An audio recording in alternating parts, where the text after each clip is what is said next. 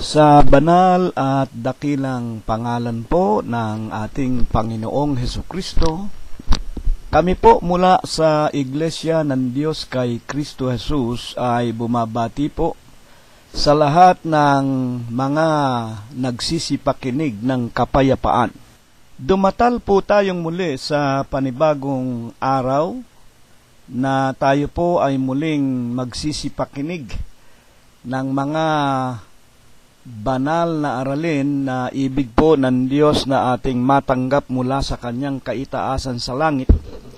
Sa makatwid po baga ay ang pagpapatuloy natin ng ating mga pag-aaral.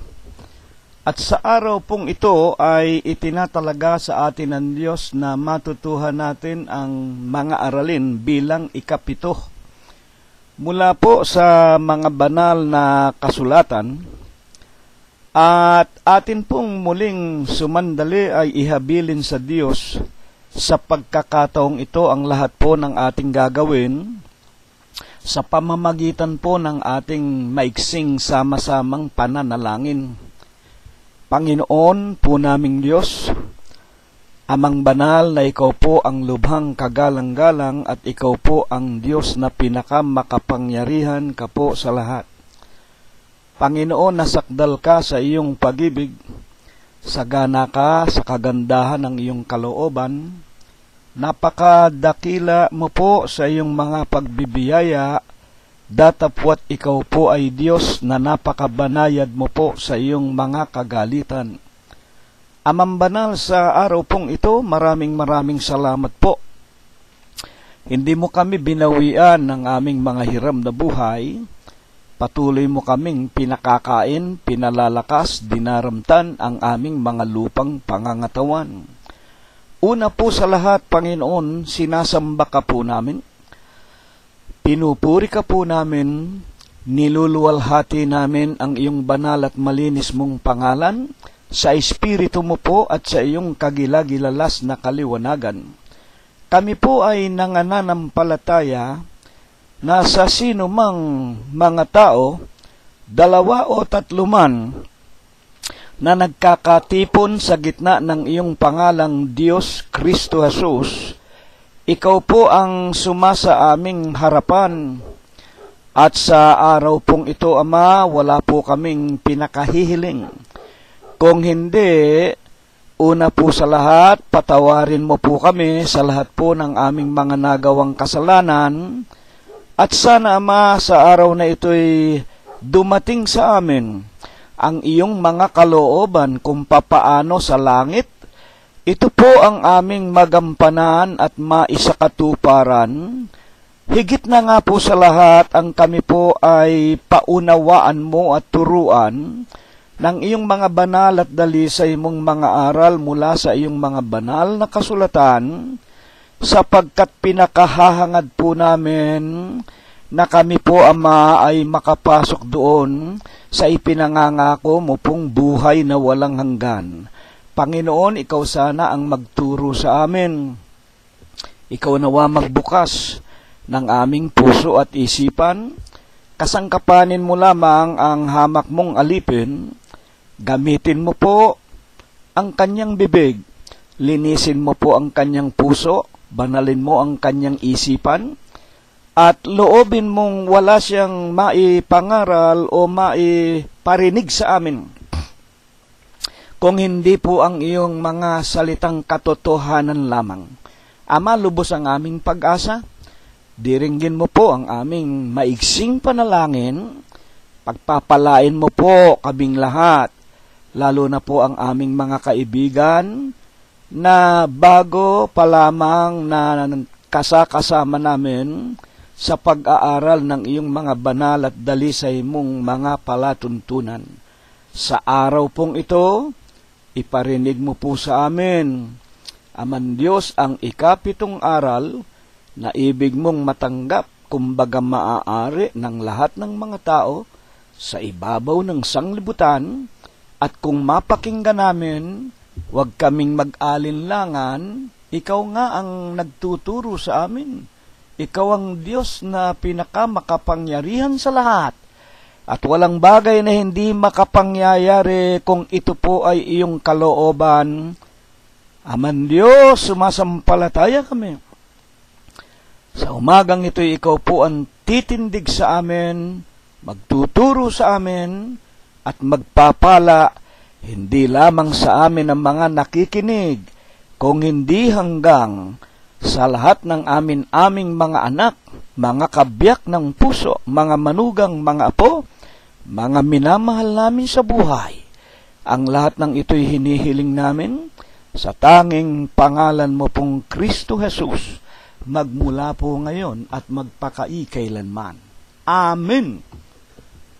At ngayon po ay atin munang panumbalikan sumandali ang nakalipas nating aralin, ang aralin bilang ika-6, sapagkat tulad po ng kawikaan nating mga Pilipino, ang sino man ay hindi makaparoroon sa kanyang patutunguhan kung hindi tayo lilingon sa ating pinanggalingan. Ang ibig nating patunguhan ang buhay na walang hanggan. At para po tayo makarating sa buhay na walang hanggan, kailangang ating malasin, kailangan lingunin natin ang ating mga pinanggalingan. Higit na nga ang mga aral na napakinggan natin ng mga nakalipas nating mga pagkakatipon. Nang nakalipas pong pag-aaral ang ating aralin bilang ika-6, kung bakit nilikha ng Diyos ang tao sa kalagayang mahina, at kung papaano ang tao ay makapagtatamo ng kalakasan upang tayong mga tao ay maging malalakas, matitibay, masisigasig sa tinatawag una sa lahat sa pakikipaglaban natin sa Diablo, kay Satanas at sa lahat ng kanyang mga lalang na mga masasamang espiritu. Naunawaan po natin, ang tao ay mahina. Ang wika nga po sa atin ng ating Panginoong Hesukristo, tayo'y magsipagpuyat at magsipanalangin sa San Mateo 26:41 kung natatandaan pa ninyo, para wag tayong magsipasok sa tukso. Sa katotohanan, ang espiritu ay may ibig. Dadapwat, mahina ang laman. Tayong mga tao, ibig natin, ang espiritu natin sa ating puso, ayaw nating magkasala. Ayaw nating magmura, ayaw nating pumatay, ayaw nating makiapid, mangalunya, ayaw nating manglamang ng ating kapwa, ayaw nating manakit. Pero mahina po ang ating laman, wala tayong magagawa. Kaya nga po, ito ay isang katanungan. Bakit nga tayo nilalang ng Diyos na mahina, at kung magkasala, alam natin, napakinggan natin, ang kaparusahan sa kasalanan ng tao ay kamatayan, at kung paanong ang tao ay namatay sa laman, pagkatapos meron pang isang kamatayan, ang ikalawang kamatayan, ang dagat-dagatang apoy. Hindi ba kayang gumawa ng Diyos ng isang taong perpekto? Isang nilalang na hindi nagkakamali at hindi nagkakasala? Naliwanagan po natin, lumalang ang Diyos ng isang sakdal. Isang napakaganda, napakarunong, napakatalino. Ang lahat ng karangyaan ibinigay na sa kanya at siya'y may pribilehiyo magpanhik panaog sa lupa, at siya po ang tinatawag na kerubim, ang kanang kamay ng Diyos sa langit. Datapwat ng lalangin ng Diyos ang kerubim na ito. Sa kanyang kagandahan ay pinasok siya ng pagkainggit. Ibig niya, pati ang Diyos ay kanyang ibagsak, ibuwal, at sinabi niya sa kanyang puso, siya'y papanhik sa kaduluduluhan, kahilahilagaan na luklukan ng Diyos sa langit.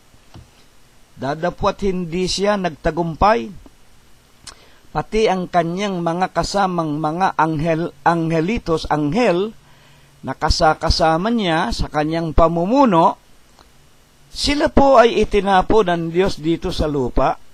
At napakinggan natin sila nga po ang ginawang mga masasamang mga espiritu na bumibihag, bumubulag sa pamamagitan ng lahat ng kasinungalingan sa mga tao sa lupa hanggang sa mga huling araw na ito.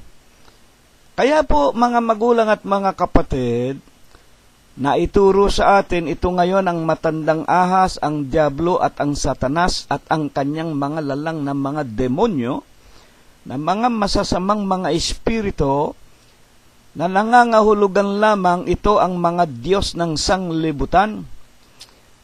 Kaya nga, natutuhan po natin, masama ang ibinunga ng ang Diyos lumalang ng isang sakdal. Kaya naman ang tao, nilalang ng Diyos mga magulang at mga kapatid na mahina. Sapagkat ayaw ng Diyos na pati siya palitan o magkaroon ng kudeta. At yan nga po ang masamang espiritu ngayon na pumapasok sa isip ng halos lahat ng mga tao sa sanglibutan. Kaya merong mga digmaan, merong mga pagtatalo-talo, merong mga wika nga ay pag-aaway-away, pagkakampi-kampi, upang ang tao ay makaabot sa lalong matataas na tinatawag na katungkulan. Kung maaari, ibig ng lahat ng tao, ang tao ay maging Diyos na rin.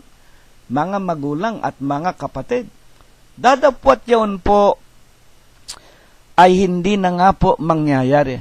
Sa katotohanan lamang ay naunawaan din natin sa mga nakalipas nating aralin, nang nilalang ang ating mga magulang, masasabi natin sila po ay perpekto na. Inilagay sila sa halamanan ng Eden, na kung saan naroon na ang lahat ng kanilang kakainin, iinumin, hindi na sila mangangailangan ng ano paman, hindi rin sila mamamatay, hindi rin sila magkakasakit, at hindi rin sila maghahanap buhay, sapagkat ang paraiso noon ay ang Eden dito sa lupa, na kung saan kung hindi nagkasala o hindi sinuway ni Eva at ni Adam, ang utos ng Diyos na huwag kakain ng mga bunga ng pagkakilala ng masama at ng mabuti, sana wala tayong kamatayan hanggang ngayon, kahit na napakaraming tao na halimbawa doon sa halamanan ng Eden. Sa tao ito'y hindi mangyayari. Sasabihin ng tao, paano tayong magkakasya sa halamanan ng Eden nung araw pa, panahon ni Eva at Eden, hanggang ngayon, bilyon-bilyon, maaaring mga trilyon ang bilang ng mga tao. Sa tao, ito'y imposible. Dadapot ibig kong maalaala natin, ang tao ay hindi Diyos. Sa tao, imposible ang lahat ng mga bagay. Datapwat sa Diyos, ang lahat ng mga bagay ay mangyayari ayon sa ating Panginoong Hesukristo. Kaya nga po, nang nakalipas na aralin, upang tayong mga tao ay makalaban sa kalaban natin, sa kaaway natin, at mapagtagumpayan natin si Satanas at ang lahat ng lalang ng Diablo na kanyang mga kasama, ang wika ng Panginoong Hesukristo, ako ang punong kahoy ng ubas, kayo ang mga sanga, kung kayo ay hiwalay sa akin, wala kayong magagawa. Kaya nga ang ibig ng Diyos, tayong mga tao ay laging nakakapit sa Kanya. Ang ibig ng Diyos, tayong mga tao, kumilala na siya ay ating Diyos, ang ating tagapagligtas, na siya lamang ang dapat nating panampalatayanan, saligan ang ating mga kaluluwa at kaligtasan, at lagi tayong tatawag at lalapit sa Kanya. Ayaw po ng Diyos na tayo'y tatawag sa ibang Diyos. Ayaw ng Diyos na gagawa tayo ng larawan, ng tulad ng nasa langit, sa lupa, sa ilalim ng tubig, sa ilalim ng lupa, at sila ang ating sasambahin at ating paglilingkuran, ang Diyos ay seloso, mapanibughuing Diyos. Kaya po ang wika ng Panginoong Hesukristo, kung hiwalay kayo sa akin, alam naman natin, ang ating Panginoong Hesukristo, siya po ang Diyos na nagkatawan tao. Ang ibig ng Diyos, ang lahat ng mga bagay, tulad ng sinasabi niya sa San Juan 16:33, sa sanglibutan, dito po sa mundo, marami kayong kapighatian, datapwat lakasan ninyo ang inyong mga puso, dadaigin ko ang sanlibutan. Si Kristo ang magliligtas sa atin sa kagutuman, sa kahirapan, sa kapanglawan, sa kabiguan, sa lahat ng suliranin. Ang ibig lang ng ating Panginoong Hesukristo, lagi tayong nakakapit sa Kanya. Huwag tayong kakapit sa mga tao. Huwag tayong kakapit dun sa mga mangangaral at mga pinuno ng mga iglesia at mga relihiyon na nagsasabing sila ang Vicarius Filii Dei o kahalili ng Diyos sa lupa. Hindi po namamatay ang Diyos. Wala pong kamatayan ng Diyos, ang ating Panginoong Hesukristo. Huwag tayong maniniwala sa sinasabi ng mga nangangaral ng mga relihiyon na sila ang sugong anghel sa huling araw at si Kristo'y tao. Huwag kayong maniniwala doon sa mga obispo, mga pastor, mga pare, mga mangangaral na nagsasabi na kapag hindi kayo sumunod sa utos nila, sa mga pangaral nila, ititiwalag kayo ng Diyos o aalisin kayo sa buhay na walang hanggan. Huwag kayong magsipaniwala sa kanila. Ang tanging ikalalakas natin, ang tanging ikatitibay natin, ang tanging wika nga magbibigay sa atin ng kakainin araw-araw, ng mabuting hanap buhay, ng mabubuting mga anak, asawa, mga mahal sa buhay, at ng lahat sa ating mga buhay sa sanglibutan.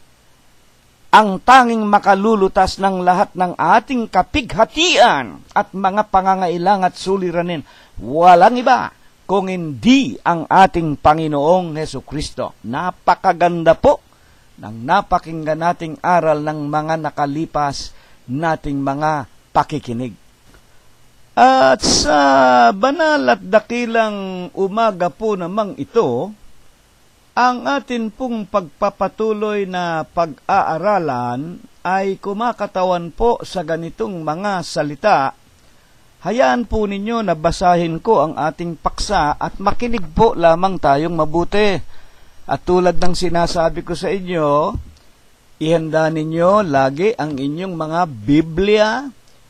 Kung meron kayong Bibliang Tagalog, akin pong iminumungkahi na hanapin ninyo yung tinatawag na pinakaunang salin noong 1905,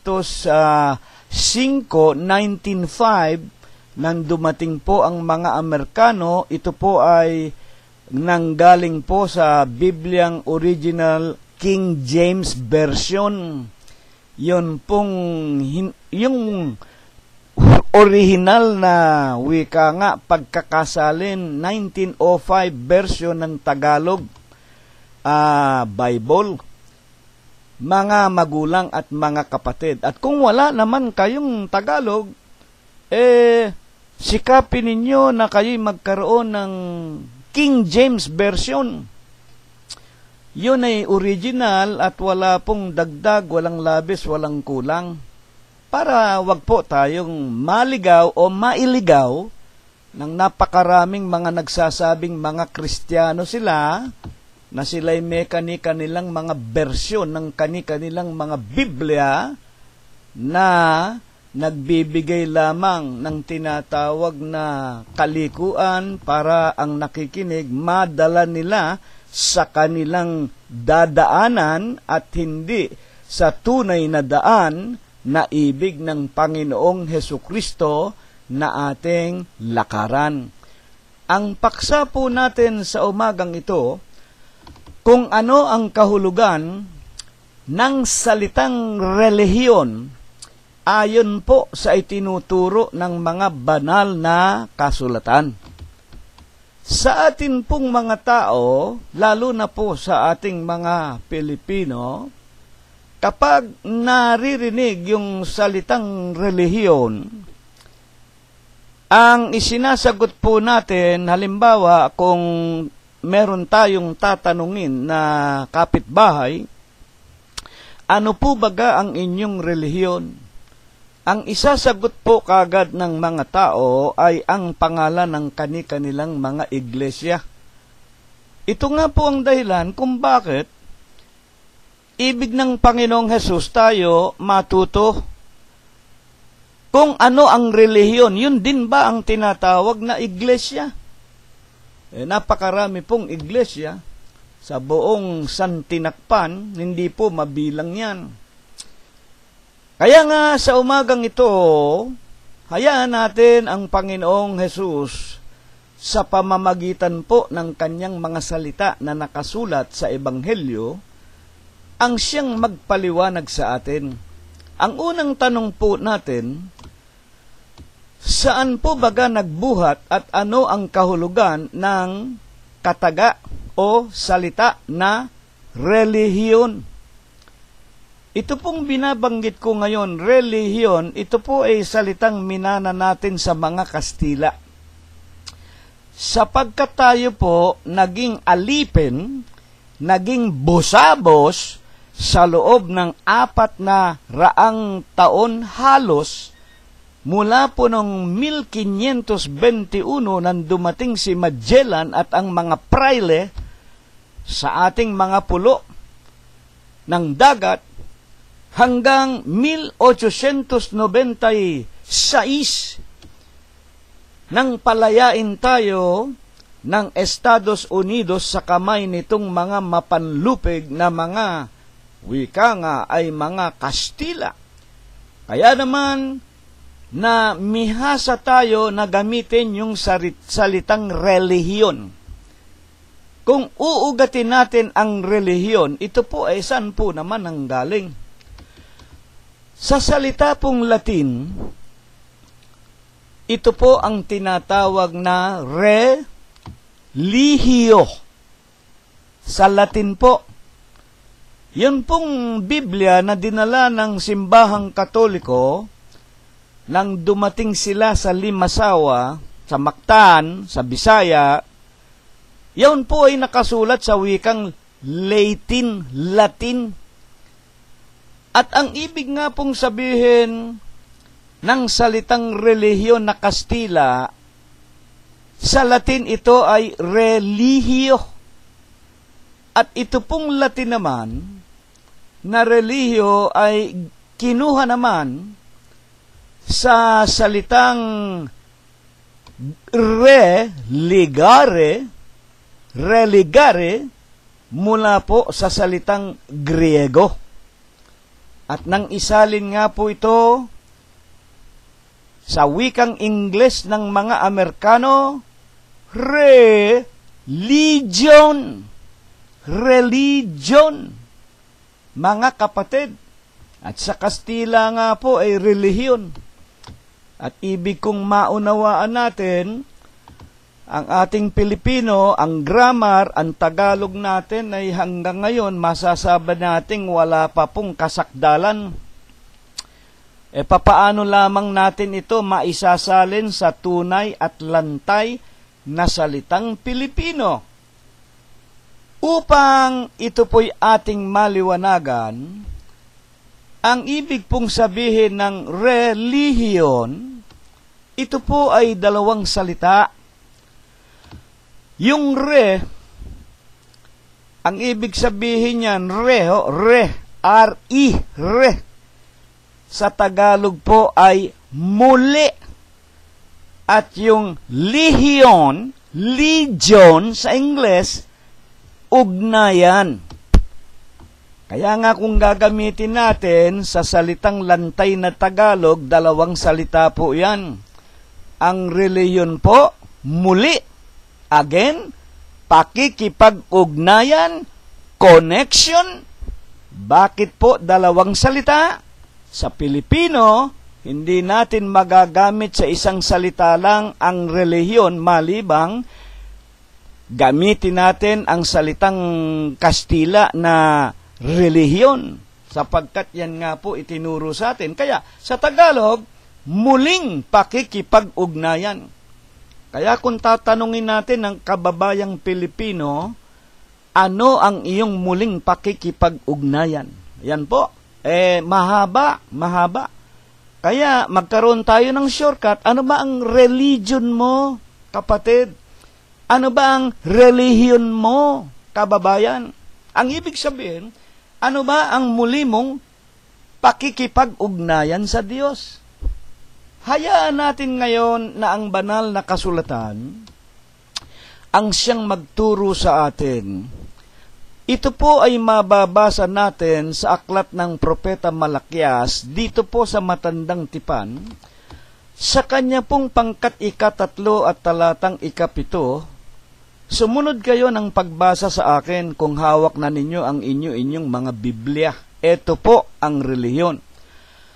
Mula ng mga kaarawan ng inyong mga magulang, kayo ay nangagpakaligaw na sa aking mga tuntunin. At hindi ninyo tinalima, puputulin ko po muna. Mula ng kaarawan ng ating mga magulang, alam natin ang mga magulang natin si Eva at si Adam. Alam natin sinuway nila ang utos ng Diyos. Kumain ang ipinagbabawal. Alam natin mula noon, pinalabas sila ng Diyos sa paraiso ng Eden. Magmula noon, naghanap buhay na ang ating mga magulang, si Adam.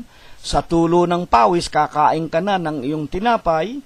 Alam natin ang ina natin, dinapuan na ng sari-saring karamdaman kapag siya'y naglilihi, at ang tao sinapitan na ng kamatayan sa pagsuway nila sa kasalanan, sa utos na huwag kakain sapagkat sa sandaling kumain ng bunga ng pagkakilala at masama ng bunga ng masama at ng mabuti, walang pagsala na sila'y mamamatay.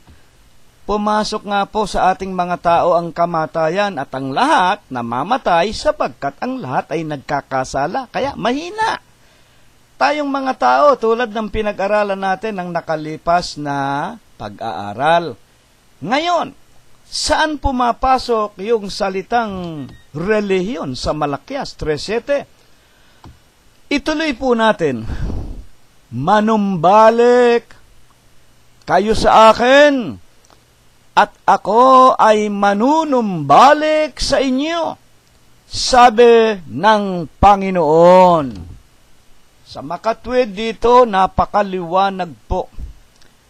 Nang malagot ang ugnayan ng Diyos at ng tao. Tandaan natin, no? Nung araw, ang Diyos at ang ating ama't ina, si Eva at si Adam, nakikipag-usap sa Diyos yan. Walang problema.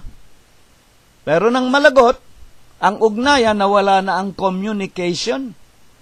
Dumating na nga sa tao ang sari-saring karamdaman, ang kagutuman, pati na ang kamatayan. Dadapot may sinasabi ang Diyos, relihiyon, religion, muling panunumbalik sa Kanya. Manumbalik kayo sa akin at ako'y manunumbalik sa inyo. Na kung liliwanagin lang ibig ng Diyos, wag na tayong magpakalayo sa Kanya, bumalik tayo sa Kanya, at kung makabalik na tayo sa Kanya, makikipag-usap uli sa atin ng Diyos, magkakaroon tayo uli ng kaugnayan sa Kanya. Alam natin, nasa Kanya ang buhay na walang hanggan. Alam natin, nasa Kanya ang lahat ng ating kakailanganin. Siya ang nagpapatubo ng mga halaman. Siya ang nagpaparami ng mga ibon, ng mga hayop, ng tinatawag na mga isda sa dagat. Siya ang pinakamakapangyarihan sa lahat. Kaya nga dito po pumapasok yung salitang religion. Ang religion po, pagbalik na muli sa ating Panginoong Diyos. Bakit po kinakailangan niya? Mga magulang, na tayo po ay manumbalik sa Diyos. At naunawaan natin, talagang tulad ng sinabi ng Panginoong Hesukristo, sa 15:5, ako ang punong kahoy ng ubas, kayo ang mga sanga. Kung kayo ay hiwalay sa akin, wala tayong magagawa. Kaya nga po itong dahilan, kailangan po na tayo ay manumbalik sa Kanya para magkaroon tayong muli ng buhay. Babalik tayong muli sa tinatawag na hindi lamang sa buhay na ito, kung hindi sa buhay na daratal. Pinatunayan ng Panginoong Hesukristo sa San Mateo 24:13, ang magtitiis hanggang kamatayan, ang ibig sabihin, kung may kaugnayan na tayo sa Kanya, kung muli tayong lumalakad sa utos palatuntunan ng Diyos, mananatili tayong kasama niya uli, meron na naman tayong religion o muling pakikipag-ugnayan, mamatay man tayo sa buhay na ito, at nagtiis tayo sa lahat ng mga kautusan ng Diyos, isinakabuhayan natin, sa kabila ng hirap, kalungkutan, kalumbayan at sakit, ang magtitiis hanggang kamatayan, magkakaroon sila ng buhay na walang hanggan. Kaya siguradong sigurado, makakabalik tayo sa Diyos.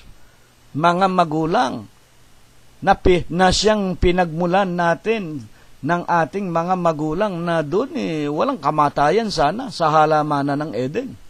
Mga iginagalang na tagapakinig. Ang tanong po natin sa huling araw na ito, papaano po ang tao, mga kapatid? Tayo, halimbawa, sa huling araw, alam natin ang kasalanan Ebat ni Adam, ng mga magulang, yung mga magulang natin nagkasala. Bakit naman maging hanggang tayo sa huling araw na ito, inuutusan pa na manumbalik? Sa paanong paraan ba ako, kayo, tayo, napapalayo sa Diyos? Madaling sabihin yung ako'y anak ng Diyos, ako'y Kristiyano, ako'y sumasampalataya sa Diyos. Pero hindi mo natitiyak, hindi mo nasisiguro na talagang ikaw nga ay meron ng muling pakikipag-ugnayan sa Diyos. Paano nililiwanag ito ng Diyos sa pamamagitan po ng mga sulat ng mga apostol na katulad ni Apostol Pablo? Buksan po ninyo ang Romanos 8:7. Sapagkat ang kaisipan ng laman ay pakikipagkagalit laban sa Diyos. Bakit? Sapagkat hindi napapasaklaw sa kautusan ng Diyos at hindi nga maaari. Sinasabi natin, ako Kristiyano, ako anak ng Diyos. Ako'y wika nga sumusunod sa mga utos ng Diyos. Pero, natitiyak mo ba na hindi ka nalalayo sa Diyos? Natitiyak mo ba na hindi ka nakikipag-away sa Diyos at iniiwanan ka na ng Diyos? Ang liwanag po ng itinuro ni Apostol Pablo 8:7, ang kaisipan ng laman, pakikipagkagalit laban sa Diyos. At hindi nga maaari, mga magulang, na ang kaisipan ng laman ay maging wika nga paraan ng muling pakikipag-ugnayan sa Diyos, sapagkat hindi ito nasasaklaw o napasasaklaw sa kautusan ng Diyos. Hindi sumusunod sa kautusan ng Diyos ang alin? Ang mga kaisipan ng laman. Ano-ano ba ang mga kaisipan ng laman? Bakit? Ang tanong natin, pakikipag-away ito. At ang nanga sa laman ay hindi nakakalugod sa Diyos. Ang mga nasa laman pa, kapatid na Cirilo, hindi ba tayo tao? Opo. Hindi ba tayo laman? Opo. Bakit may sinasabing kaisipan ng laman? Totoo po yun. Ito pong laman na ito, mga tagapakinig namin, alam natin, laman ito, may mata, may kamay, may paa, may isip, may ilong, ang buong pagkatao natin ay laman. Ang hindi nalalaman ng mga tao, itong laman na ito ay dapat susunod lang sa kautusan ng Diyos. Pero ang nangyayari nga po, ang nasusunod ng tao, yung kanyang sariling isip. At dahil dito, hindi niya alam, nakikipag-away siya sa Diyos. At yung isip ng tao, yun ang inaakala niya na laging matuwid para sa kanya. Sa aklat ng Kawikaan 14:12, may daan na tila matuwid sa mga tao pero ang dulo ay kamatayan. At ang kamatayan, dagat-dagatang nagniningas na apoy at asupre, ito ang ikalawang kamatayan. Apokalipsis 21:8. At itong mga nasa laman, itong ang iniisip, puro gawa natin. Halimbawa, mga magulang, kung ano yung gusto ko, yan ang gusto kong gawin. Kahit na hindi napapasaklaw sa kalooban ng Diyos. Hindi ba tinuruan tayo ng Panginoong Hesus na manalangin? Magsipanalangin nga kayo ng ganito, Ama namin na nasa langit ka. Sundin ang kalooban mo kung paano sa langit ito ang maghari at magawa namin sa lupa. Kaya dito, kung ang kaisipan ko ng aking laman, kaisipan ninyo at hindi yung kaisipan o utos ng Diyos sa langit ang nasusunod natin, hindi tayo nakakalugod sa Diyos at ang wika sa atin nakikipag-away. At kung nakikipag-away, wala kayong kaugnayan, wala kayong relihiyon sa Diyos. Ano-ano nga po baga? Ang mga gawa ng laman, para ito po ay ating lubos na maintindihan. Buksan po ninyo ang Galatia 5:19. At hayag ang mga gawa ng laman, sa makatwid ay ang mga ito. Ito po, makinig kayo, iisa-isahin sa atin. Pakikiapid. Alam natin yung salitang pakikiapid, meron pong dalawang wika nga pinatutunguhan yan. Pakikiapid na materya, yung laman natin, sumisiping tayo sa hindi natin asawa. Pakikiapid po yon. At ang espiritual na turo naman, nakikiapid ang kaluluwa natin sa mga masasamang espirito. Pakikiapid sa masamang espirito. Mga gawa ng laman, pakikiapid, karumihan, pati po karumihan eh. At dito may salita na napakahalay na banggitin, itong tinatawag na kahalayan. Binabanggit natin kahalayan dahil ang nakasulat po sa Biblia, Kalibugan. Sa bagay, wala pong masama sa salitang kalibugan. Yan po ay gawa ng laman. At hindi ko po maaaring alisin ito. Kaya lang binanggit ko kahalayan sapagkat yung kahalayan sinonimo sa salitang kalibugan. Sa tinatawag na wika nga mga magulang at mga kapatid, sa ibang wika, lalo na sa English, medyo magandang pakinggan. Pero wala ring wika nga kasalanan kung basahin ni kapatid na Cirilo yung salitang kalibugan o kahalayan. Pareho rin ang ibig patunguhan noon. Yun po ay pakikipag-away sa Diyos.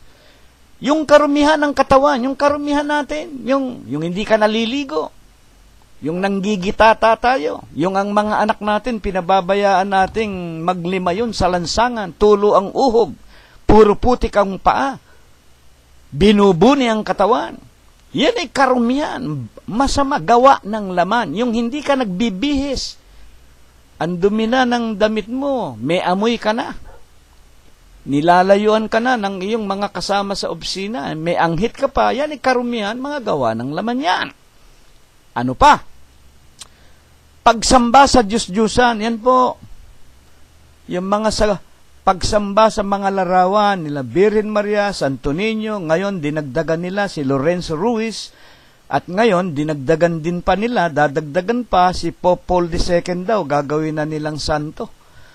Yan po ay mga gawa ng laman, nakakakilabot lang at nakakalungkot. Ay nako, Diyos ko, ang daming mga tao sa buong sanglibutan, sindami ng buhangin sa dagat ayon sa Apokalipsis. itatapon po sa impyerno dahil sumasamba sila sa mga larawan. Mayroon pa bang mga gawa ng laman ayon sa Biblia na ito'y pakikipag-away sa Diyos? Pangkukulam. Alam ba ninyo yung pangkukulam? Yan broad term. Akala ng iba yung salitang witchery o witch, pangkukulam o witch, mangkukulam, akala nila yung literal na merong hawak na wika nga, manyika, tinutusok yung manyika at nilagyan ng pangalan ng ibig niyang patayin o saktan, tinutusok ng karayom. Hindi po. Yung pangkukulam po, ang ibig lamang sabihin noong pangsalitang kulam, mga magulang at mga kapatid, yung coursing, kinakars ninyo, mamatay ka na, hayop ka, salbahe ka, tamaan ka na ng kidlat. Yan kulam yan. Masama po yan. Bukod dun sa literal na may mga masamang espiritu ng diablo ni Satanas, may mga sataniko. Yung mga satanista, totoo yan. May mga tao, maski sa Biblia po, merong mga taong si Satanas mismo ang nakatira sa kanilang katawang lupa. At talagang nananakit ng kapwa-tao yan, mga kapatid. Meron po noon. Dadapot ang karaniwang nangyayari ngayon, taon-tao.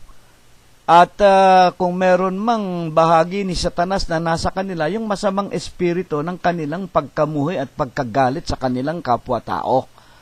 Sa makatwid, pangkukulam, mga pagtataniman, yung pagtatampo-tampo. Ay, nagtatampo naman ako sa iyo. Bakit ka naman nagtatampo sa akin? Aba, si Juan, niregaluhan mo ng kotse. Ako, ang iniregalo mo sa akin, kariton lang. Ayan, pagtataniman, no? Pagtatampo-tampo yun, no? Mga pagtatalo-talo, yung pag-aaway-away. Kadalasan yun, sa loob ng bahay natin, halimbawa, meron tayong mga anak, kakain sabay-sabay.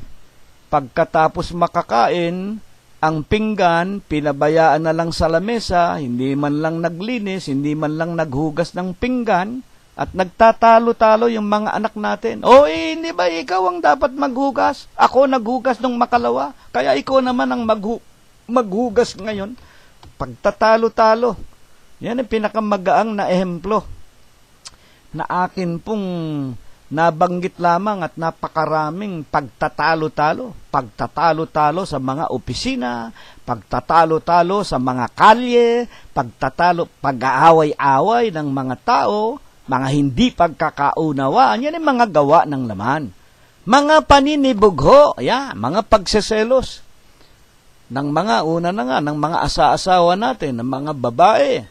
At gayon din ang maraming mga lalaki na mga mapanibuguin, mga seloso.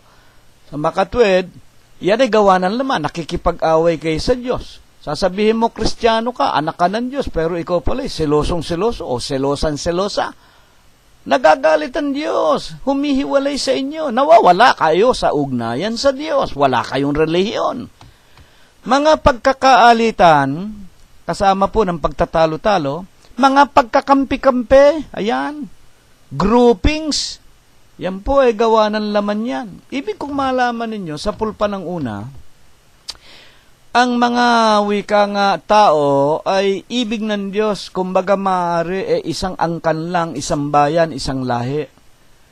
Kung inyong pag-aaralan ang pinagmulan kung bakit dumami ang mga tao at nagkahiwa-hiwalay, at ito'y ituturo sa atin sa mga darating na tregwas na panahon, nung araw ibig ng Diyos lahat ng mga nilalang niya sama-sama Kalatan ninyo ang lupa, kakalatan ninyo, pero iisa ang wika nila noon. Pero ang ginawa ng mga tao, dahil nga pinasok ng espiritu ni Kerubim, gusto nila huwag silang magkahiwa-hiwalay at merong leader sila na tila ibig siya na magpakilalang lahat ng salita niya parang Diyos. Ang ginawa nitong nilalang na ito, narito at ibig ng Diyos tayo magkalayo-layo. Magkasama-sama tayo at gumawa tayo ng isang tinatawag na wika nga ating bayang sarili, pataas papunta sa langit. Ito po yung Tore ni Babel. At nang ito nga po ay ginawa nitong mga taong ito, ang kalooban ng Diyos sa langit na dapat ginagawa nila, kalatan ang buong lupa. At bagaman marami sila sa buong sanglibutan, isang wika lang, isang bayan. Pero ang ginawa nila, sinuway ang utos ng Diyos. Kaya pinapangalat sila ng Diyos. Sa paanong paraan? Sa pamamagitan po ng pagkakaloob sa kanila ng sari-saring wika, habang sila'y nagtatayo ng tore papunta sa langit, hindi po sila nakapagpatuloy, sila'y nagpatayan, nag-awayan. Bakit? Hindi na nila maintindihan ang kani-kanilang mga binabanggit na mga salita. Sila po'y nagkalayo-layo, nagtayo ng kani-kanilang sariling mga bayan, kumalat sa lupa. Yan po ang pinagmulan kung bakit may Inchik, may Pilipino, may Ingles, may Aleman, sang-ayon po sa itinuturo ng mga banal na kasulatan. Gumawa sila ng pagkakampi-kampi. Mga magulang, nagkampihan sila. Tara, kailan? Suwayin natin ang utos ng Diyos, huwag tayong magkalayo-layo. Sumama kayo sa akin. Sila nga po ay nahirate, dadapwat winasak sila ng Diyos, at sa kanilang pagkakahiwa-hiwalay, nagkampi-kampi na nga sila talaga. Kaya mayroon silang kani-kanilang mga bansa ngayon sa ibabaw ng sanglibutan. Mga pagkakabaha-bahagi, yan, mga gawa ng laman yan. Mga hidwang pananampalataya, mga maling pananampalataya. Sa makatwid, wrong faith. Yung maling pananampalataya ng tao, una na nga sa Diyos. Una na nga sa lahat, maraming mga tao, walang pananampalataya. Yun mali. Sapagkat sa Biblia, may itinuturo na pananampalataya. Magsisampalataya kayo sa Diyos, ang wika ng Panginoong Jesucristo. Magsisampalataya din naman kayo sa akin. Bakit? Sa San Juan 10:30, ako at ang Ama ay iisa. Dadapwat, ang pananampalataya ng marami ngayon sa huling araw, si Kristo'y taong-tao lang at hindi Diyos, maling pananampalataya. Ang maraming mga tao, ang pananampalataya nila, meron 3 Diyos, ang Ama, ang Anak, at ang Espiritu Santo. Mga magulang, dadapwat ang itinuturo sa Biblia, iisa lamang ang Diyos. Sa unang Juan 5:7, open your book in King James Version, English Version, first book of St. John, the chapter is 5 and the verse is 7, there are 3 that bear records in heaven, the Father, the Son, and the Holy Ghost, and these 3 are one. Iisa lang po yung 3 na yon, iisa lang. At kung sasabihin ng mga tao, kapatid na si Rilo, hindi ba 1 + 1 + 1 equals 3? 1 + 1 + 1 sa ating mga tao equals 3. Pero sa Diyos, mga magulang, 1 + 1 + 1, dagdagan mo pa, 1 + 1 + 1 + 1 + 1 na walang katapusan. Mga magulang at mga kapatid, tulad ng sinasabi ng Panginoong Jesucristo sa mga tao, ito'y hindi mangyayari, dadapwat walang imposible sa Diyos.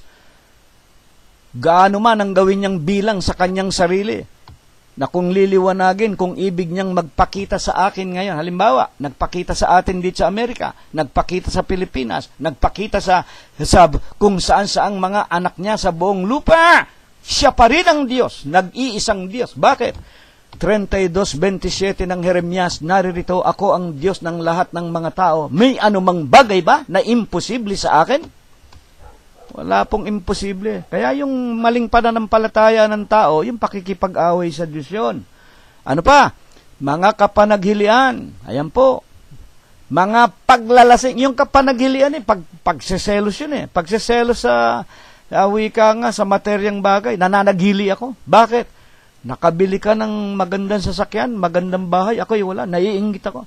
Ano pa? Mga paglalasing. Ayan, ako, karaniwan na yan. Mga kalayawan. Napakalayaw ng mga tao ngayon sa huling araw. Meron ng kakainin sa bahay. Honey, lumabas tayo ngayong gabi. Saan tayo pupunta? Punta tayo sa tinatawag na McDonald's. Masarap ang pagkain doon. Kalayawan na yan. Meron ng pagkain sa bahay. Punong-puno ng pagkain ng frigider, lalabas ka pa. Honey, bili tayo ng mga bagong damit, mga bagong sapatos, mga bagong bag. Mga kalayawan na yan. Sapagkat sukat na meron tayong wika ngay maisuot, meron tayong mainom, meron tayong mairamit. Ang wika ni San Pablo, natutuhan ko ang lihim, marunong ako kung ako'y mayroon, marunong ako kung ako'y wala. I know the secret according to Apostle Paul. I know the secret of life. I know how to be abased. I know how to be abound. At ang wika pa niya sa Pilipos 4:13, ang lahat ng bagay ay aking magagawa. Bakit? Dahil kay Kristo na nagpapalakas sa akin. Marunong ako kung tuyo lang ang ulam ko, kaya kong kainin yan. Marunong din ako kung may manok, lalong mabuti. Pero ang lahat ng bagay, kayang-kaya niyang pasanin. Kaya ang iba nakalabisan na, yan ay mga kalayawan na.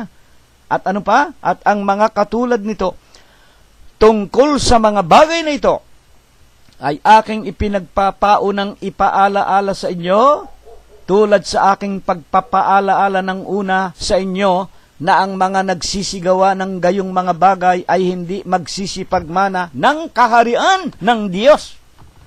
Sa makatwid, kung gumagawa tayo ng mga bagay na iyan, kaisipan ng laman, mga gawa ng laman. At dito'y may tinutukoy, at ang mga bagay na katulad nito.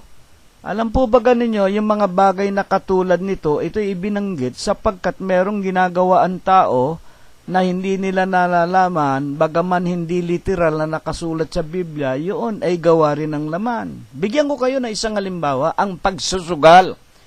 Ang pagpunta sa kasino, ang pagbili ng sweepstake ng mga lottery.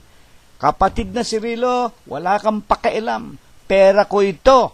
Ito'y galing sa trabaho ko. Ito'y pinaghirapan ko. Kung lustayin ko sa pagsusugal, wala kang pakialam. At hindi ako nagkakasala, pera ko yan. Pera mo nga yan.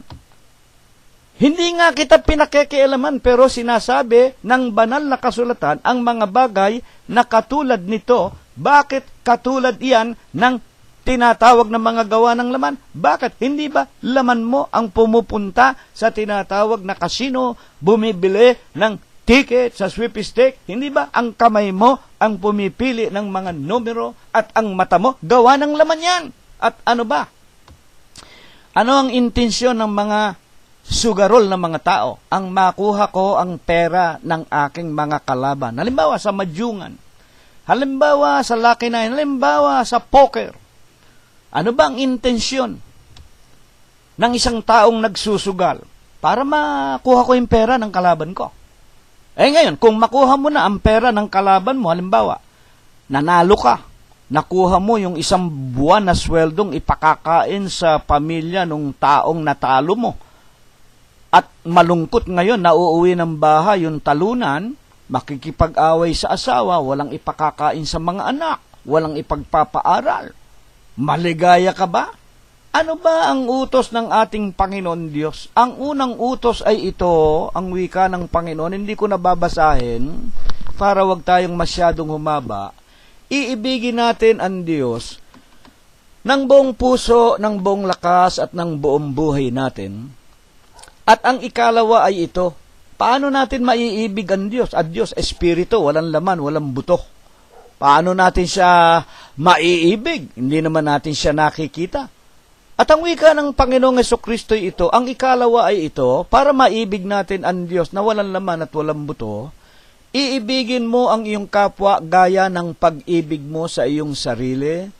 Ang masama sa iyo, huwag mong gagawin sa kapwa mo.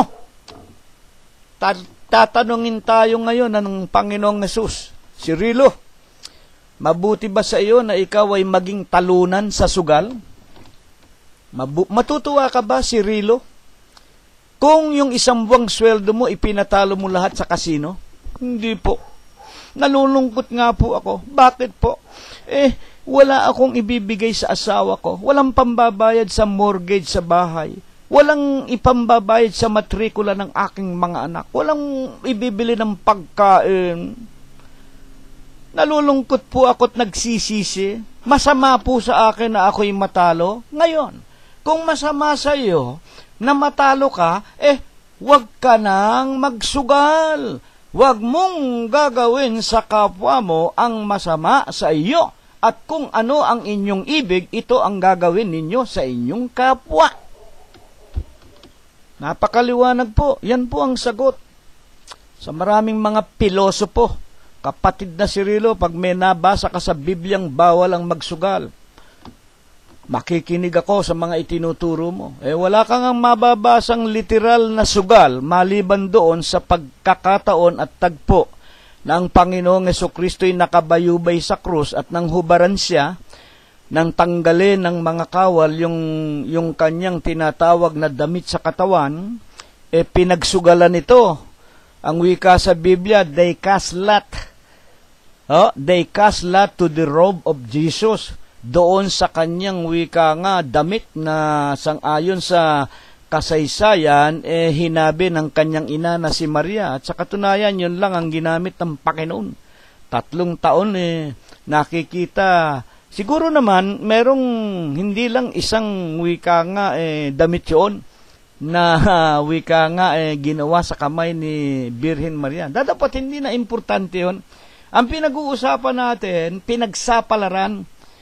Yung sapalaran ay kumakatawan sa salitang sugal. Lot, L-O-T sa English. Nasa Biblia rin, ayaw lang tanggapin ng mga manunugal. At tungkol naman sa paninigarilyo, kapatid na Cirilo, ang sarap manigarilyo. Hindi ka pa ba inuubo? Hindi mo nalalaman, darating ang araw, magkaka-cancer ka. Hindi bali na po. Hindi bali na po na wika nga mamatay ng cancer. Basta masarap. Kaya marami tayong nakikita, lumalakad sa daan. May cancer na, may taning na, may hatak-hatak pa sa kanyang kamay na tubing, nakasaksak sa kanyang lalamunan na binutas ng doktor at yung hangin nandoon sa tinatawag na oxygen tank. May cancer yung mga tao na yun, mamamatay na. Pero naninigarilyo pa rin. Ang wika ng Biblia at ang mga bagay na katulad nito, mga gawa ng laman, hindi magsisipagmana ng kaharian ng langit. Hindi ba laman mo yung humihitit ng usok ng sigarilyo? Hindi ba? Mga bagay na katulad nito. At saka, kinailangan ba, ibinigay ba ng Diyos, iniutos ba ng Diyos, manigarilyo kayo para mabuhay kayo? Hindi. Mga kapatid, yun po ay mga gawa ng laman at yun ay hindi na kailangan. Kalayawan na yun. Everything that is not a necessity is a luxury. Kalayawan na. Kaya kasama rin po sa mga gawa ng laman ang paninigarilyo. Mga magulang, mga kapatid na tagapakinig sa iglesia po ng Diyos kay Kristo Jesus. Hindi po namin kayo pinag-uutusan na huwag kayong manigarilyo. Tinuturuan namin kayo na ang ginagawa ninyo ay mga gawa ng laman at kung gawa ng laman, hindi kayo magmamana ng kaharian ng langit sapagkat nakikipag-away kayo sa Diyos. Ang tanong po natin ay ito, ano ang habili ng Diyos sa lahat ng nais manumbalik sa Kanya? Kapatid na Cirilo, paano tayo makakapanumbalik sa Diyos? Buksan po natin ang aklat ng mga panaghoy ni Propeta Jeremias sa kanyang 3:31, ganito ang ipinakikilala ng Panginoon Diyos. Sapagkat ang Panginoon ay hindi magtatakwil magpakailanman. Makinig po tayong mabuti para may matutuhan tayo. Alam natin, ang Diyos ay pag-ibig. Kaya nga ang lahat ng mga tao, sa kanilang isipan, walang nasa isipan nila. Kung hindi, kahit naman anong iglesia naroon ka, kahit naman anong relihiyon ang kinaroroonan mo, ang Diyos ay pag-ibig Ang katulad ka ng relihiyon yan parang kalye lang. Halimbawa, Taft Avenue, Rojas Boulevard, yan pag tinuntun mo, ang dulo niyan City Hall din Balikan natin ang Kawikaan 14:12. Meron daan. Pag binabanggit yung daan sa Biblia, yan po ay relihiyon, yan po ay iglesia, mga magulang, yung wika nga, daanan ng kaluluwa. May daan na tila matuwid sa tao, pero ang dulo ay impyerno o kamatayan. Kaya nagkakamali kayo na porke tayo, nilalang lahat tayo ng Diyos. Hindi po tayong lahat porke nilalang ng Diyos, mga anak na tayo ng Diyos. Hindi po. Hindi po. Kaya dito, ipinakikilala lang ng ating Panginoon Diyos na talagang siya nga ay Diyos ng pag-ibig sapagkat hindi siya magtatakwil magpakailanman ng sino mang mga tao na ibig lumapit sa Kanya. Kaya nga, ang reliyon, manumbali kayo sa akin. Hindi ko kayo itatakwil, mga magulang. Kaya nga ang Diyos, pag-ibig, hindi pwedeng magtakwil, pero ang Diyos na pag-ibig, hindi magliligtas ng lahat ng mga tao. Ililigtas ba niya ang hindi bumalik sa Kanya? O hindi ba napakaganda niyan? Ililigtas ba niya ang walang pakikipag-ugnayan sa Kanya? Ililigtas ba niya ang mga namatay sa paglalaseng, sa paninigarilyo? Bubuhayin ba niya sa ikalawang pagparito ang mga taong nabuhay sa maling pananampalataya, na walang Diyos, na si Kristo'y tao, ang mga obispo nila, kahalili ng Diyos, ang mga mangangaral nila, kinikilala pa nilang mas Diyos kesa sa tunay na Diyos? Hindi po, nagkakamali po kayo, dadapot magkagayon man. Ang Panginoon ay hindi magtatakwil, magpakailanman. Ituloy natin, sapagkat, kung ang tao babalik, makinig kayo, sapagkat bagaman siya ay nagpapapanglaw, ang Diyos po ang nagbibigay ng problema o kapanglawan sa tao pag hindi tayo nakakalugod. Gayon man ay magpapakita siya ng habag ayon sa kasaganaan ng kanyang mga kaawaan, sapagkat ang Diyos ay sapagkat siya ay hindi kusang dumadalamhati. Hindi siya nagbibigay ng kadalamhatian sa tao. Ba't dumarating sa tao ang problema o kadalamhatian? Hindi siya nagpapapanglaw man sa mga anak ng mga tao. At bakit dumadaing? 3:39, panaghoy. Bakit dumadaing ang taong may buhay? Buhay pa. Halimbawa, tayo, buhay pa. Pero nagkasakit na tayo, dumadaing na tayo. Ayan, halimbawa, tinaningan na tayo ng doktor, ayaw tayong tumigil ng kaiinom ng alak. Ayaw tayong tumigil ng paninigarilyo. Bakit dumadaing ang taong may buhay? Ang tao bakit tayo dumadaing? Dahil sa parusa sa kanyang mga kasalanan. Mga magulang at mga kapatid, ito'y napakagandang aralin, ito'y napakagandang wika nga, sermon sa atin ng Diyos na kaya tayo nagkakaroon ng problema, kaya tayo nagkakasakit, kaya tayo naghihirap, kaya tayo nawawala ng hanap buhay, kaya tayo nagkakagulo sa ating mga sangbahayan, kaya merong diborsyo, merong separation ng mga mag-aasawa, kaya merong mga anak na naging mga drug addict, kaya merong mga taong napakagulo ng buhay at walang kapayapaan dahil sa mga kasalanan. Napalayo kasi tayo sa Diyos. Sinasabi natin, Kristiyano, anak ng Diyos, pero yung mga ginagawa natin puro pala gawa ng laman, pakikipag-away sa Diyos. Kaya nga ano itinuturo sa atin?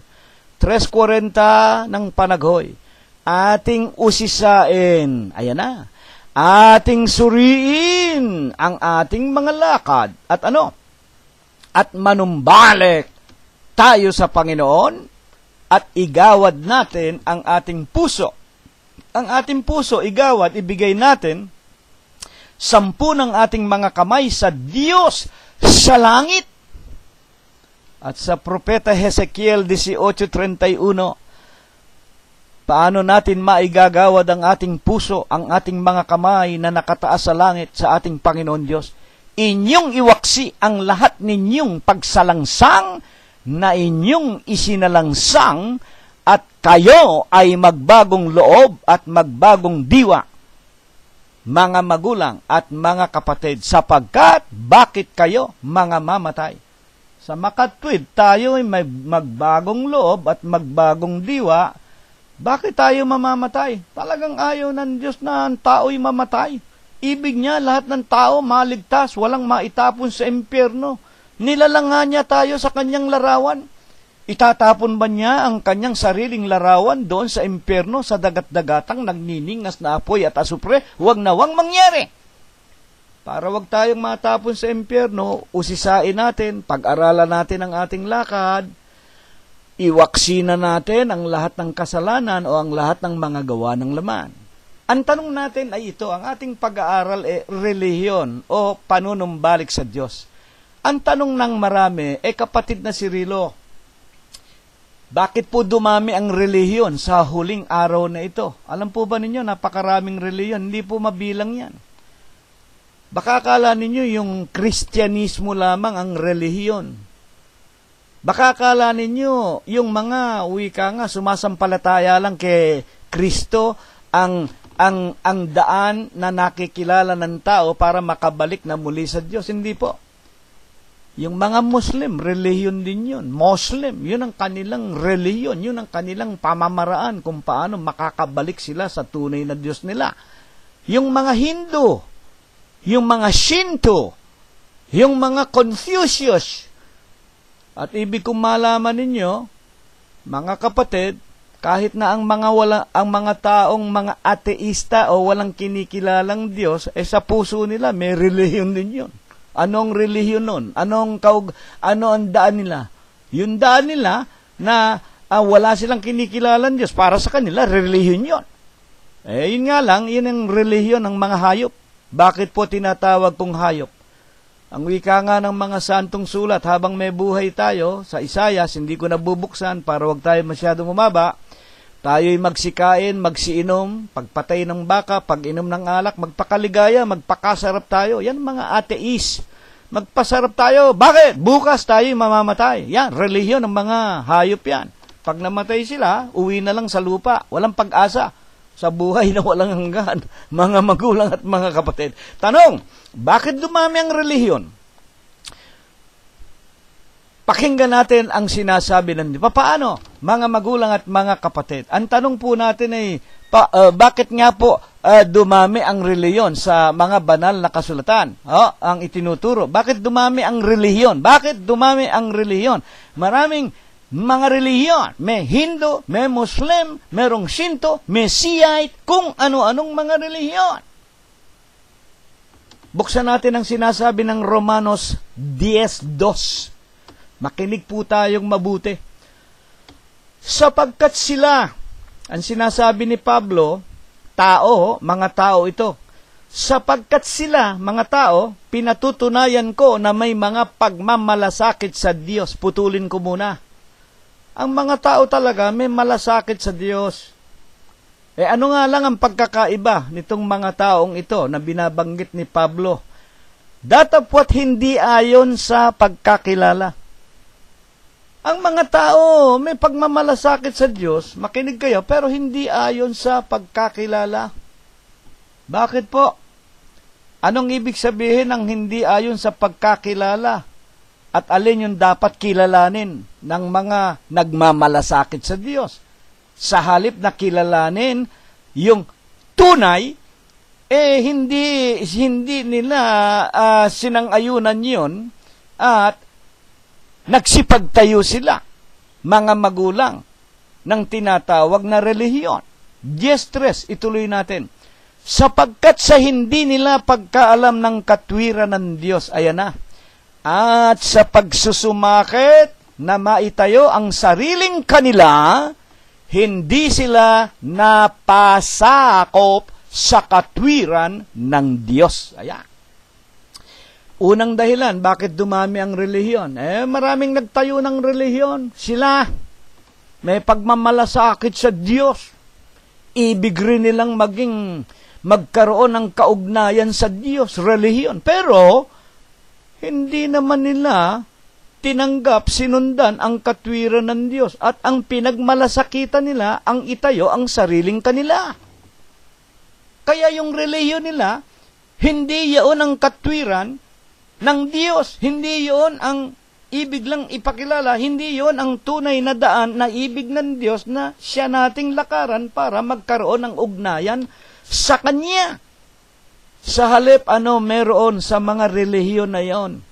Aklat nga ng Kawikaan 14:12, May daan, akala ng tao matuwid sa kanilang sarili. Pero ang dulo pala noon ay impyerno. Kaya maraming reliyon, mga kapatid. Bigyan ko na kayo ng halimbawa. Huwag kayong magagalit kay kapatid na si Rilo. May iglesia. Napakayaman, napakaraming miyembro. Ano ang kanilang itinuturo? Yung sariling kanila. Ano yung sariling kanila? Ano ang itinuturo nila? Yung obispo nila, sugong anghel, si Kristo'y tao. O, di ba sariling kanila yon? At bukod doon, meron pang inilalagay silang mga pangalan na yun ang gusto nilang pangalang itawag sa kanilang sariling reliyon. Kaya nga, merong mga reliyon na tinatawag sa pangalan ng tao. O merong Iglesia Luteriano, mga magulang. Merong Iglesia Aglipay. Merong Iglesia Felix Manalo, mga manalista. Merong iglesia, kung ano-ano, yung sarili nila ang ipinakikilala sa halip na ituro at ipakilala ang katwiran ng Diyos. Kaya napakaraming relihiyon. Padadalang kayo ng mga pulyeto, papilito, bebentahan pa kayo niyan. Ang unang nasa mga magazine nila, yung litrato ng kanilang mga obispo, yung kapurihan ng obispo, maging simbahang protestante, yung kanilang obispo, Doctor of Divinity, Doctor of Theosophy, Doctor of blah blah blah. Kung tumayo naman sa pulpito, wala namang itinuturo, kundi hallelujah, amen, praise the Lord, amen. Basta sumamba ka lang kay Kristo, ligtas ka na. Yan. May pagmamalasakit, pero ayaw tanggapin ang katwiran ng Diyos. Sa halip, yung katwiran nila, yung sariling kanila, yun ang kanilang sinunod. Napakalungkot lang. Tila matuwid sa kanilang sarili, ang dulo pala noon ay impyerno din. Kaya nga ang wika ng Panginoong Jesucristo, ano nga ito? Kung ang tinatawag na taga-akay ay bulag, ayan po. Kung ang obispo, kung ang iglesia, kung ang pastor ninyo'y bulag at kayo na inaakay ay bulag, pareho kayong mahuhulog sa bangin. Impyerno kayo, pare-pareho. Yan ang unang dahilan, pagtatayo ng sarili. Ano ang ikalawang dahilan? Ito po. Pilipos 1:15, makinig kayong mabuti, makibasa kayo kay kapatid na si Rilo. Tunay na ipinangangaral ng iba si Kristo. Ayan po. Yung iba naman, ipinangangaral si Kristo. May pagmamalasakit din. Si Kristo naman ang ginagamit. Talagang binibigyan ng kapurihan si Kristo. Tunay na ipinangangaral ng iba si Kristo. Tunay. Hindi nagsisinungaling si Pablo. Ano naman ang kadahilanan ng pagtatayo nila ng iglesia, ng itinuturo nila si Kristo? Sa kapanaghilian, ayan, nananaghili, naiinggit, ano pa? At sa pakikipagtalo, napakaliwanag. Yung iba naman nagtayo ng relihiyon, totoo yan, ang wika ni Pablo. Itinuturo nila Kristo, hindi ba? Hindi nga po ba merong mga ang pangalan lang ng kanilang iglesia, Iglesia ni Kristo? Iglesia ni Kristo. Pero anong nakikita natin diyan sa mga iglesia ni Kristo? Huwag kayong magagalit sa akin, totoo ito. Sa pakikipagtalo. Sa pakikipagtalo. Sa diskusyon. Kaya huwag kayong magagalit, may mga iglesia ni Kristo. Marami ito, hindi lang iglesia ni Manalo. Halos lahat po ng iglesia na naranasan natin, lalo na sa Pilipinas, maging dito sa Amerika, Church of Christ. Okay, wala akong sinisino. Ito'y in general, lahat ng nagsasabing sila'y Church of Christ, sa telebisyon, sa radyo, ay mahilig pong makipagtalo. At ang iba, ang wika sa kapanaghilian, yung iba naman nainggit. Na itong ibang mga relihiyon naman, ibang mga obispo na nagtayo ng kanilang sariling relihiyon naman, itinuturo rin si Kristo, nainggit naman sa mga Church of Christ. Naku, ang daming nakikinig, Naku, ang daming umaabuloy. Naku, ang kanilang obispo, may palasyo, may security guard pa, may mansyon sa Switzerland, may mansyon sa Texas, sa Amerika, sa iba't ibang dako, nainggit itong ibang obispo. Kaya nagtayo sila sa kapanaghilian. Kaya meron dumating na mga sarit-saring mga relihiyon dyan na itinuturo nila si Kristo. At mga magulang at mga kapatid, sa maniwala kahit sa hindi, kaya nagyabungan yan, naglakihan, naging mga bilyonary at milyonary yung mga leader nila sapagkat sa pagkainggit, nagtayo rin ng reliyon na patunayan nilang malakas pagkakitaan ng salapi ang pagre-reliyon at debate dito, debate dyan. O, papuputol ko ang daliri ko kung hindi totoo na sa Pilipinas walang tigil ang debate ni Eli Soriano at gayon din po nitong mga manalista o ng Iglesia ni Cristo. O, hindi po ba? Kaya lang napatigil yan namatay na si Eranio. Ewan ko ngayon, yung Bienvenido na anak ni Eranio kung nakikipagdebate. Pero dito sa telebisyon sa Amerika, umaabot dito yung GEM nila na dito meron din silang mga pakikipagtalo. Hindi po kami ganyan ang iglesia po ng Diyos kay Kristo Jesus. Hindi po tayo ganyan. Hindi po tayo para magpayaman. Sa katunayan nga po, huwag kayo magagalit kay kapatid na Cirilo, ipinangangaral namin ang Ebanghelyo, walang labis, walang bayad, walang kulang, at walang wika nga salapian. Sapagkat sa San Mateo 10:8, tinanggap namin ang walang bayad, kaya ipinangangaral namin ang walang bayad ayon nga po sa utos ng ating Panginoon. At kung ibig naman ng inyong mga puso na kayo'y naliwanagan at nanampalataya ang wika naman ng Panginoong Hesukristo sa pamamagitan ni Apostol Pablo, kung ibig nating tumulong, magbibigay ang bawat isa ayon sa ipinasya ng ating puso. Hindi dahil sa kailangan, sapagkat iniibig ng Diyos ang nagbibigay ng masaya. Mga magulang at mga kapatid. Sa makatwid, ang ikalawa na dahilan sa pagkainggit ng ibang mga tao at sa pakikipagtalo. Kaya nga meron tayong napapakinggan niya. Ang obispo namin Dictionary of the Bible. Yung si Eli Soriano daw. Mga kapatid, kaya ang nangyayari tuloy, ang ipinakikipagtalo nila, hindi na yung pagbibigay ng kapurihan sa Diyos, kung hindi, yung kanilang sariling mga, wika nga, sarili na rin. Ang kanilang sariling karunungan. Ano ang ikatatlo na dahilan? Na halos ito'y nabanggit ko na rin. Ikatatlong dahilan ng pagdami ng relihiyon. 2 Korinto 2:17, sapagkat hindi kami gaya ng karamihan na kinakalakal ang salita ng Diyos. Ayan. Kaya maraming relihiyon, kumakatok sa pintuan, wag naman kayo magagalit, baka may nakikinig ng mga Jehovah Witnesses, bebentahan kayo ng mga papelito, pulyeto. At marami naman na mga relihiyon, nando sa mga bangketa, may dala nung larawan ng Kristo, merong wika nga, estatwa ni Birhen Maria, nang hihingi ng limos, na para bagang ang Diyos pulube, para bagang ang Diyos na lumalang ng lahat ng bagay ay hindi makapangangaral kung walang abuloy o walang salapi. Mga magulang, ang totoo niya, yan ay scam. Scam yung mga relihiyon na yan. Sapagkat hindi kami gaya ng karamihan na kinakalakal ang salita ng Diyos. Ang wika ng lalaking si Pablo, mga magulang at mga kapatid. Sa makatwid, ang ibang iglesia na nagsulputan para mga lakal. Kaya nga yan, nabanggit ko kanina lang, dito nga rin sa Amerika, yung mga protestante, bihira ang protestanting walang sariling jet plane.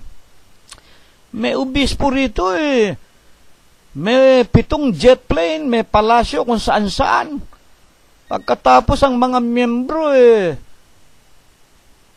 nawala lang hanap buhay, walang trabaho, walang makain. At ang ibang mga relihiyon naman, sa Pilipinas, kilalang-kilala natin yan, magbigay kayo ng ikapo ha.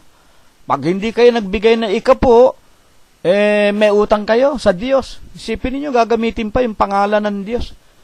Kaya dyan nga po sa iglesia sa Pilipinas, marami kaming sa awat tulong ng Diyos, natulungan na maalis sa mga relihiyon na ganyan. Isipin ba ninyo, kapatid na Cirilo, kung bakit kami umalis dyan sa iglesia na yan? Pagka hindi kami nakapagbigay ng ikapo, may utang kami at binabasa ang pangalan namin sa susunod na pagsamba. At saka puro po kapaimbabawan, puro pagandahan ng damit, pagaraan ng kotse, paramihan ng miyembro. Ay, nako, hindi po yan ang relihiyon mga na wika nga itinuturo ng mga propeta at ng mga apostol. At sa 2 Pedro 2:3, sa kasakiman sa mga pakunwaring salita, ipangangalakal kayo. Sa makatwid, sa mga pakunwaring salita at sa kasakiman. Ay, hindi ba totoo yan? Ay, hindi ba? Diyan lang sa Pilipinas, tuwing linggo, merong mga ngaral dyan. Mike Velarde ba yan? Nakikita ko rin dito yan Ang ganda ng damit niya, mamahalin. Yung Amerikana niya, berdeng-berde. Yung pantalon niya, kung minsan, dilaw na dilaw. Pagkatapos siya, handa na ba kayo? Nakabili na ba kayo ng mga panyo? Nakabili na ba kayo ng mga payong sa ating samahan? Hallelujah, amen, praise the Lord. Naisulat na ba ninyo yung inyong mga kahilingan? Kung gusto nyong magkaroon ng magandang asawa, isulat ninyo sa panyo. Kung gusto nyong humiling kay Jesse, kay Jesus, sa ating bro, sa ating kapatid na si Jesus Christ, magkaroon ng kotse, apartment, isulat na ninyo. At yung payong ninyo, ihanda na ninyo. Punta tayo sa Luneta. Pagkatapos na ako'y sumigaw ng, handa na ba kayo? Hallelujah! Amen! Ihanda na ninyo yung payong. Ilagay na ninyo yung panyo na sinulatan ninyo ng request ninyo kay JC. At pag uwi ninyo, isipin ninyo tinanggap nyo na. Hallelujah, amen, praise the Lord. Ayan, yung Mike Velarde. Ay, nakikita namin dito yan. Ako ba'y nagsisinungaling? Ako ba'y naninira? There is no libel in telling the truth. Wala pong paninira sa nagsasabi ng katotohanan. Sa makatwid, mga magulang at mga kapatid, ang iba naman, upang ipangalakal ang mga salita ng Panginoong Hesukristo. Kaya maraming nagpapadala sa inyo dyan. Join us, gagaling kayo sa inyong cancer, magpadala kayo rito ng tulong, hallelujah, amen, praise the Lord, gagamitin pa yung mga kapuspalad, tingnan ninyong mga bata sa Pilipinas, walang makain, naghahalungkat sa basurahan, padala kayo rito ng tulong, tapos makikita mo yung mga obispo, naka-jet plane, naka-limousine, ang gagara ng bahay, mga miyembro, hirap na hirap, mga walang hanap buhay, hindi man lang wika nga, at mga kapatid, maturuan ng tunay na katotohanan.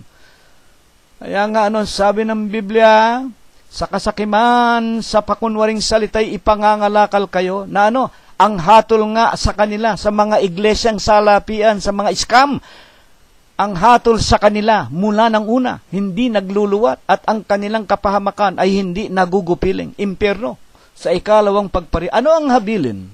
Mga huling tanong.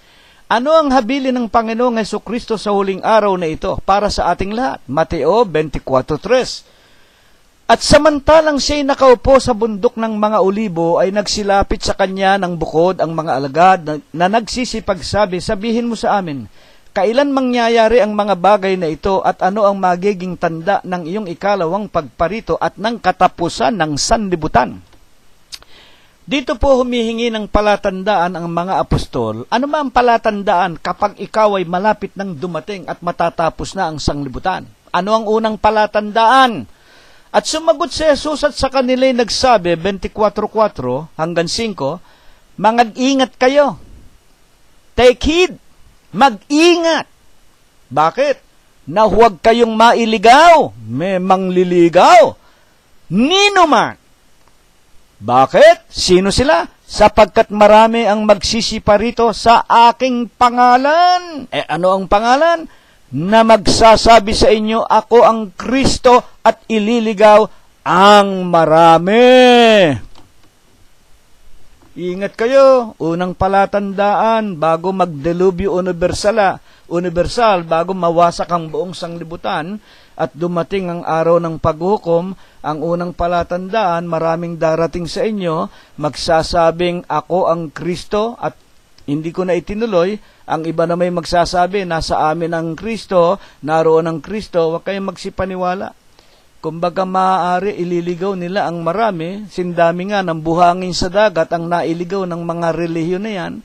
Kaya maraming relihiyon nagsasabi, kapatid na si Rilo, ilan ba kayo sa iglesia ng Diyos? Kay, nako, sa 10, 8, 6 sa bawat bahay ng mga kapatiran, mga kaibigan naming nagsisipakinig. Nako, kami milyon-milyon sa buong mundo. May mga katedral kaming malalaki sa Alaska, sa Hawaii, sa Amerika, sa lahat ng dako sa Asia. Nako, marami kami. May mga presidente, may mga hari, mga membro. Nako, yaman-yaman namin. Tama ang sabi ng hula sa inyo. Ang iba, mga relihiyon, kayo, na ano, sa pangangalakal. Kaya kayo dumami, maraming katedral. Pati obispo ninyo, may mga security guard, may personal army. Nako po, Diyos ko, saan kayo nakakita ng ganyan? Ay, ang ating Panginoong Jesucristo. Ang ating Panginoong Jesucristo ay anak lang ng anluwage. Ang mga apostol naman ni hindi nakapagtapos ng kolehiyo. Kung meron mang apostol na matalino, walang iba kung hindi si Apostol Pablo na lumaki sa paanan ni Gamaliel. Na siya lamang ang dapat sa huling araw na ito ang katumbas, Doctor of Divinity and Letters, sapagkat siya'y lumaki sa pagtuturo ni Gamaliel na wika nga ay panta sa mga kautusan na ibinigay ng Diyos kay Moses. Ito namang mga reliyon sa huling araw. Kayo ba, kapatid na si Rilo, meron kayong mga obispong tapos sa Harvard, sa Cambridge? Wala po, wala. Naku po, tama ang pagkahula at pagkasalita at pagkaturo sa atin sa araw na ito. Ang iba naman, para magpayaman. Ayan. Hayag na hayag. Sindami ng buhangin sa dagat, mga magulang. Ang mga kaluluwang itatapon sa impyerno kasama ang bulaang propeta, ang mga bulaang obispo, mga bulaang apostol. Hindi ba nagsasabing yung mga leader nila, yung mga obispo na yan, nasa amin ang Kristo, na pagka humiwalay ka sa amin, saan kayo pupunta? Nako, parang sinasabi ninyong kayo na ang Kristo. Si Kristo lang, ang Panginoon lang ang pwedeng magsabi niyan. San Juan 15:5, ako ang punong kahoy. Kayo ang mga sanga, kung hiwalay kayo sa akin, wala kayong magagawa. Sasabihin naman ng obispo ninyo, kapatid na, pag humiwalay ka, pag lumayo ka sa iglesia ng Diyos na pinamumunuan ko, nahalal ako ng Diyos, ako sugong anghel, wala ka ng paroroonan, impyerno ka. Sabihin ninyo sa kanila, ikaw si Satanas, lumayo ka sa harap ko, demonyo. Kay Kristo, sa Panginoong Jesus lang ako makikinig. Sila daw ang kahalili ng Diyos, nako, Vicarious Filii Dei daw, nakpo, Diyos ko. Napakaganda po ng ating pag-aaral. Paano ngayon natin makikilala ang tunay na relihiyon? Bago ko po malimutan, paano makikilala ang tunay na religion? Pakikipag-ugnay sa Diyos. 7:17 ng San Juan, kung ang sino man tao ay mag-iibig gumawa ng kanyang kalooban, ay makikilala niya ang turo. Kung ito'y sa Diyos, makinig kayong mabuti. Paano makikilala natin na tayo'y naroon sa relihiyon na papunta sa pakikipag-ugnay muli sa Diyos? Makikilala sa turo, sa iniaaral, kung ito'y sa Diyos. At dito may sinasabi ang Panginoon. Ang Panginoon, alam natin, Diyos na nagkatawan tao, at nang siya'y magkatawan tao, lagi niyang sinasabi, sinugo siya ng Ama. Sapagkat nasa katawan tao nga siya, at ibig niyang tayong nakikinig, madala niya sa Ama. Sa Ama tayo sumampalataya, at hindi sa tao.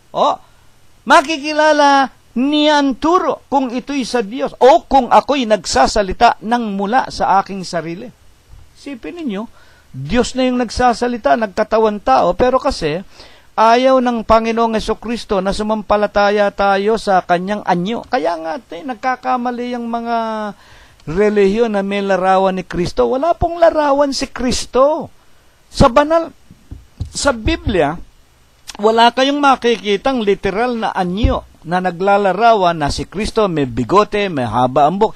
Kaya lang yan, yung mukha ni Kristong napakaamo, may bigote, may balbas, mahaba ang buhok, nakasuot ng mahabang damit, sapagkat ng kanyang kapanahunan, ng katawan tao siya, nanggaling siya sa angka ng mga Huda sa Israel, at yun ang kanilang kostumbre, yun ang kanilang kinamulatan, yung tinatawag na anyo nilang hindi, mga balbasero sila at ang mga damit nila ay mahahaba.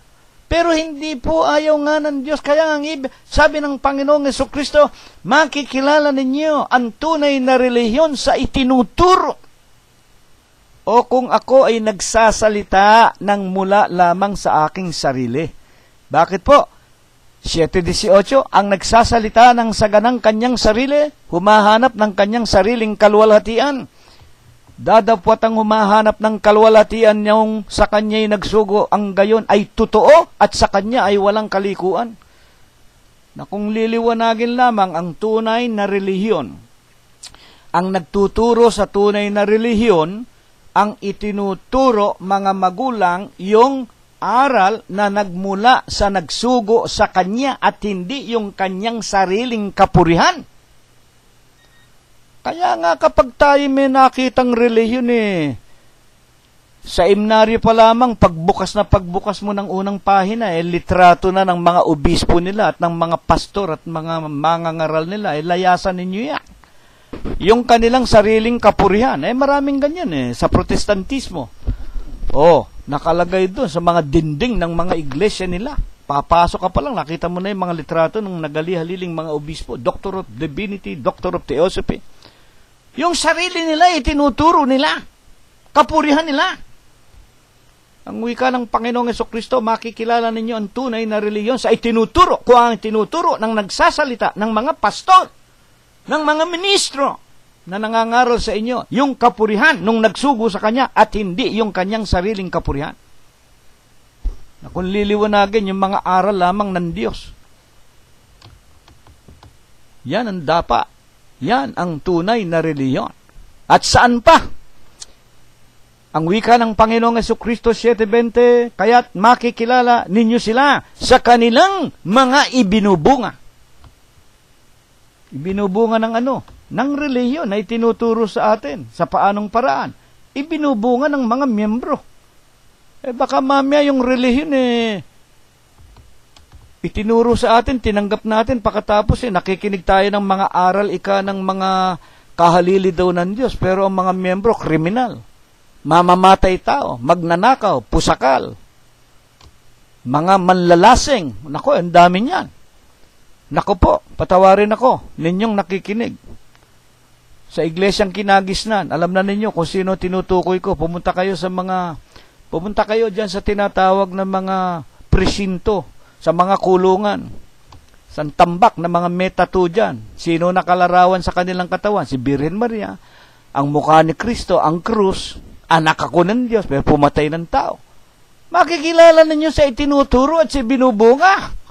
Abay ko ang relihiyon ninyo nangangaral lang pastor, obispo, pare, papa sa Roma ninyo. Nasa amin ang Kristo. Paghiwalay kayo sa amin, wala kayong magagawa. Titiwalag kayo, layasan ninyo yan. Si Satanas mismo. Ang kasama ninyo sa relihiyon na yan. Bakit? Ang binubunga ninyo, puro kriminal, puro diborsyado, puro hiwalay sa asawa, puro mga drug addicts, mga magulang, at mga kapatid. Ito po ang itinuro sa atin. Makikilala sa itinuturo. Kailangan ang itinuturo yung galing sa Diyos at hindi yung karunungan ng tao at kapurihan ng tao. Kung bakit po kailangan makatiyak, 7:19, bawat punong kahoy na hindi nagbubunga ng mabuti pinuputol at inihahagi sa apoy. Una sa ating mga tao, tayo tulad sa punong kahoy. Nakita ninyo sabi ng Panginoong Jesucristo, 15:5, akong punong kahoy. Nang ubas, kayo'y mga sanga. Kung hiwalay, wala kayong magagawa. Kaya kailangan nandun tayo sa ating Panginoong Jesucristo. Naroon tayo sa kanyang pangangaral na kanyang itinuturo na binabasa sa inyo ng inyong mga hamak na alipin sa iglesia ng Diyos kay Kristo Jesus. At katapus-tapusan, paano lubos nating matitiyak na ang relihiyon na kinaroroonan natin, ito nga ang tunay na muling panunumbalik natin sa Panginoon Diyos. Huling talata, 8:20, Isayas, sa kautusan at sa patotoo, kung hindi sila magsasalita ng ayon sa mga salitang ito, tunay na walang umaga sa kanila. Sa kautusan, ano ba mga kautusan? Di ang mga banal na kasulatan. Una sa lahat, dun nga sa tinatawag na matandang tipan, 34:16 ng Isayas, basahin ninyo, saliksikin ninyo sa mga banal na kasulatan, nandiyan ang kautusan eh.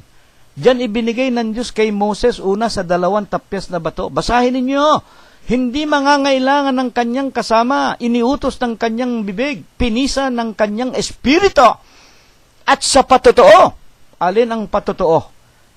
5:39 ng San Juan, ang wika ng Panginoong Jesus mismo bilang pagpapatotoo na ano?